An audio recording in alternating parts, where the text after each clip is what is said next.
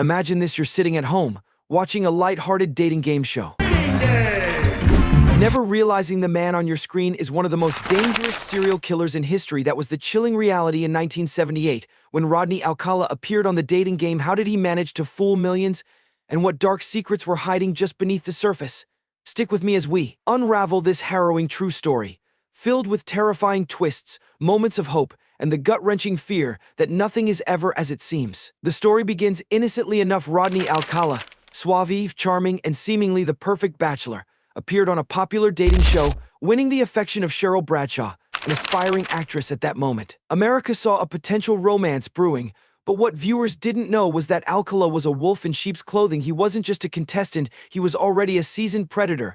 This is where things start to get unsettling. Ever had a bad date? Well, imagine realizing your date is one of the FBI's most wanted. Yeah, talk about a deal breaker. From here, things took a darker turn, as Cheryl's instinct told her something was terribly off. This gut feeling may have saved her life, and it's a reminder to all of us: listen to that inner voice, because sometimes it's the only thing standing between you and danger. But for others, that voice came too late. What happened after Cheryl managed to walk away? You won't believe how close she came to being another one of his victims. As Rodney Alcala's deadly spree continued, we meet Amy, a teenager who crossed paths with him in the most disturbing way. He approached her under the guise of taking photos for a contest. What started as flattery quickly spiraled into terror. Can you imagine the fear she must have felt when she realized she was trapped in the desert, with no one around for miles? Ever heard someone say, "Just look at the light"? Yeah, probably not the advice you want from someone about to attack you. But here's where the story twists again. Amy did something remarkable. After being brutalized and left for dead, she woke up, still alive, and instead of panicking, she made a calculated decision. She manipulated her attacker into thinking she trusted him. That move saved her life.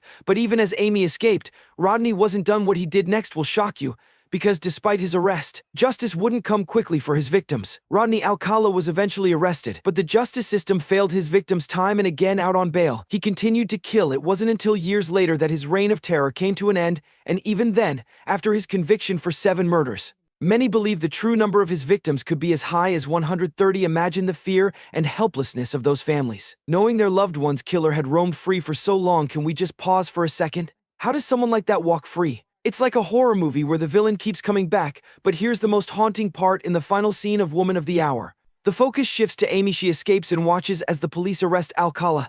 And in that moment, she exhales a breath of relief, yes, but also of sorrow, because while she survived, countless others weren't so lucky. That's the bittersweet victory of this story: survival against all odds, but a realization that some horrors never truly go away. So what happened after Alcala's arrest?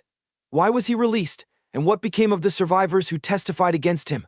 Let's dive into that next. If you're captivated by these stories of survival, justice, and the failures of the system, you're going to want to check out my next video. If you enjoyed the video, so hit the like button and subscribe the channel. Love you all. Peace.